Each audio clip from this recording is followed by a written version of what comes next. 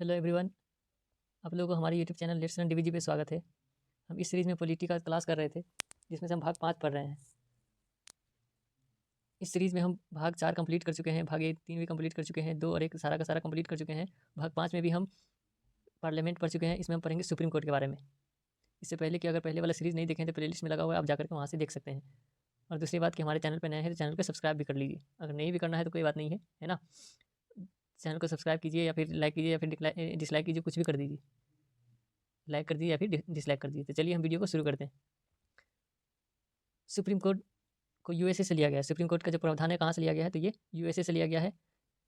इसकी चर्चा किस अनुच्छेद में है, तो इसकी चर्चा अनुच्छेद 124 के तहत किया जाता है। तो अनुच्छेद 124 में क्या है, तो सुप्रीम कोर्ट के बारे में। अब सुप्रीम कोर्ट के जज को बनने के लिए उसकी योग्यता क्या चाहिए, तो उसकी योग्यता चाहिए हाई कोर्ट या सुप्रीम कोर्ट में 10 साल वकील। ठीक, अगर सुप्रीम कोर्ट का अगर जज बनना है तो क्या होना चाहिए, हाई कोर्ट में या फिर सुप्रीम कोर्ट में क्या होना चाहिए, 10 साल आपका वकील होना चाहिए। मतलब इतने साल तक आप वकील के पद पर आप रहे हैं तब लिया जा सकता है। दूसरा है हाई कोर्ट में 5 साल जज, है ना, 5 साल क्या होना चाहिए, हाई कोर्ट में जज होना चाहिए। और तीसरा राष्ट्रपति की नज़र में एक अच्छा कानून का जानकार होना चाहिए। ये क्या है, सुप्रीम कोर्ट के जज बनने की योग्यता है। अब सुप्रीम कोर्ट में जज की संख्या है कितना है, 33+1, मतलब 33 तो क्या है उसमें जज है, और एक तो क्या है CJI, chief justice of India, CJI, है ना। तो टोटल कितना जज है, तो 34 जज है। इसका कार्यकाल कितने वर्ष का होता है, तो इसका इसका कार्यकाल 65 वर्ष की आयु तक होती है। जजों की नियुक्ति कोलेजियम द्वारा किया जाता है। कोलेजियम में 5 सीनियर जज होते हैं। मतलब अगर सुप्रीम कोर्ट का अगर जज बनना है तो उसके लिए क्या होना चाहिए, तो उसका नियुक्ति होगा कोलेजियम के द्वारा। कोलेजियम में क्या होता है, 5 सीनियर जज होते हैं। किसका जज होते हैं, तो सुप्रीम कोर्ट का 5 सीनियर जज होता है। अनुच्छेद 27 में दिया गया है एडहोक जज, है ना। एडहोक इसका अर्थ होता है कार्य के लिए। जैसे अगर सुप्रीम कोर्ट में क्या है, जज की जरूरी है, अगर जज की कमी है उसमें, तो क्या होता है कि हाई कोर्ट से जज की नियुक्ति की जाती है। किसी भी देश के किसी भी राज्य से हाई कोर्ट को लिया जाए, हाई कोर्ट में से जज को अपॉइंट किया जाता है, उसी का नाम है एडहोक जज। एडहोक जज का मतलब है कि कुछ दिनों के लिए हाई कोर्ट से जज को लाया जाता है, जिसको हम क्या बोलते हैं, एडहोक जज। तो एडहोक जज की चर्चा किसमें है, तो अनुच्छेद 127 में। अनुच्छेद 129 में क्या है, तो सर्वोच्च न्यायालय को अभिलेख न्यायालय कहा जाता है, जिसके तहत न्यायालय को अपने निर्णय के विरुद्ध मुकदमा की सुनवाई का अधिकार प्राप्त होता है। तो सर्वोच्च न्यायालय को अभिलेख न्यायालय इसलिए कहा जाता है कि उसका जो ये होता है फैसला, वो अपने आप में क्या है, एक कानून है। अगर कोई क्राइम करता है और उसके लिए अगर कोई नया कानून बना करके देता है कि इसको 5 साल इसकी सज़ा होगी, जेल में रहना होगा 5 साल, तो क्या हो जाएगा, एक तरीके से कानून बन जाएगा। जिस तरीके से हम देखते हैं संसद में भी क्या होता है, कानून बनता है, तो इस तरीके से क्या है कि सर्वोच्च न्यायालय भी एक अपने आप में अभिलेख न्यायालय है। मतलब इसका जो फैसला होता है अपने आप एक कानून बन जाता है।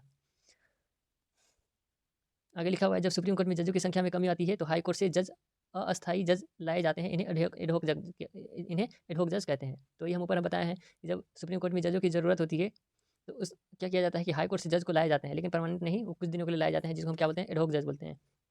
अनुच्छेद 131 में कहा गया है कि सुप्रीम कोर्ट में आरंभिक अधिकारित अर्थात वैसे मुकदमा जो केवल सुप्रीम कोर्ट में ही सुलझाए जा सकते हैं। मतलब ऐसे मुकदमा जो सिर्फ सुप्रीम कोर्ट में ही सुलझाए जा सकते हैं। जैसे एक राज्य दूसरे राज्य के साथ क्या है कि विवाद अगर चल रहा है, तो इसका सुनवाई कहाँ होगा, सिर्फ सुप्रीम कोर्ट में, किसी हाई कोर्ट में नहीं चलेगा। अगर बिहार से अगर यूपी का अगर कोई विवाद चल रहा है, तो ऐसा नहीं कि इसका जो मुकदमा चलेगा या बिहार के मतलब पटना के हाई कोर्ट में या फिर यूपी के हाई कोर्ट में नहीं चलेगा। इसका मुकदमा कहाँ चलेगा, तो इसका मुकदमा सुप्रीम कोर्ट में चलेगा। एग्जाम्पल दिया है केंद्र और राज्य का विवाद। केंद्र और राज्य का विवाद भी कहाँ होगा मुकदमा इसका, तो इसका मुकदमा होगा सुप्रीम कोर्ट में। या फिर राज्य का विवाद जो होगा वो कहाँ चलेगा, तो सुप्रीम कोर्ट में। अनुच्छेद 132 के तहत कहा गया है कि सर्वोच्च न्यायालय का अपीलीय क्षेत्राधिकार है, उसका अपना क्या है, क्षेत्राधिकार है वो। अनुच्छेद 137 के तहत कहा गया है न्यायिक पूर्वावलोकन, अर्थात न्यायालय अपने फैसले को बदल सकती है। अगर न्यायालय किसी मुकदमे पर अगर कोई फैसला देता है, अगर वो चाहे तो अपने फैसले को क्या कर सकती है, वो फिर से वो बदल करके नया फैसला दे सकता है। तो अनुच्छेद किसके तहत, अनुच्छेद 137 के तहत न्यायालय क्या कर सकती है, तो अपना न्यायिक जो फैसले है उसको क्या कर सकते हैं, बदल सकते हैं। अनुच्छेद 139 में कहा गया है कि मूल अधिकार के अलावा किसी अन्य मामले में रीट निकालना हो तो सुप्रीम कोर्ट अनुच्छेद 32 का प्रयोग न करके अनुच्छेद 139 का प्रयोग करती है। तो आपको हम पहले बताए थे मौलिक अधिकार में जो सुप्रीम कोर्ट जो रीट निकालती है वो किसके तहत निकालती है, तो अनुच्छेद 32 के तहत। लेकिन जब कोई हाई कोर्ट अगर रीट निकालती है मौलिक अधिकार के प्रति, तो किसके तहत, 226 के तहत।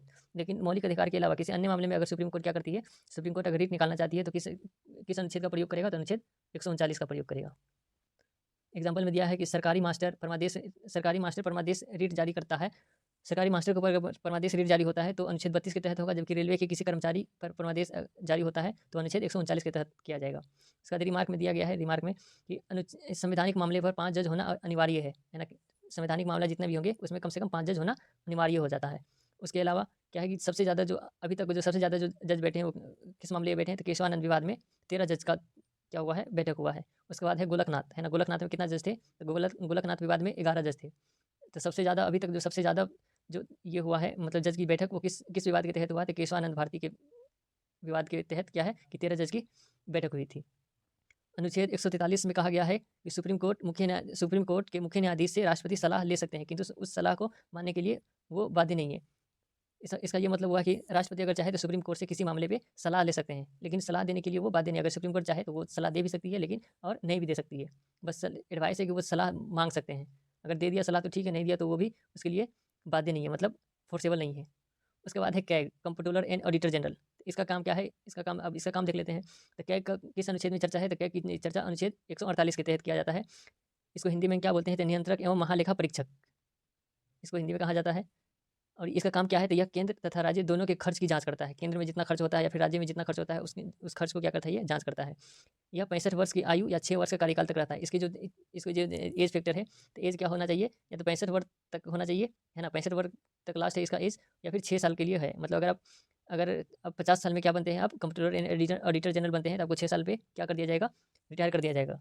अगर आप 59 साल में बनते हैं तो 65 साल तक आपको रिटायर कर दिया जाएगा। तो कार्यकाल होता है 6 साल का, लेकिन एज कितना तक है? तो 65 वर्ष तक है इसका एज। और इसको हटाने के लिए, कैग को हटाने के लिए क्या होता है? तो कैग को हटाने के लिए महाभियोग लाना पड़ता है। जिस तरीके से राष्ट्रपति को अगर हटाना है तो क्या करना पड़ता है? महाभियोग लाना पड़ता है। उपराष्ट्रपति को भी हटाना है तो कैसे हटता है? तो उपराष्ट्रपति को भी हटाने के लिए महाभियोग लाना पड़ता है। नियंत्रक महालेखा परीक्षक एक स्वायत्त साक्षी संगठन है। नियंत्रक के महालेखा परीक्षक अवकाश ग्रहण के बाद किसी भी लाभ के पद पर धारण नहीं कर सकते, किसी भी लाभ के पद को धारण नहीं कर सकते। अगर वो रिटायर हो गया तो क्या हो जाएगा? वो किसी भी लाभ के पद को, मतलब किसी भी सरकारी जॉब पे वो नहीं जा सकता। यह अपना रिपोर्ट राष्ट्रपति को देता है।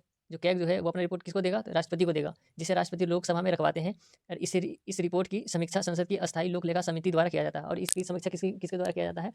तो इसकी समीक्षा जो है लोक लेखा समिति के द्वारा किया जाता है।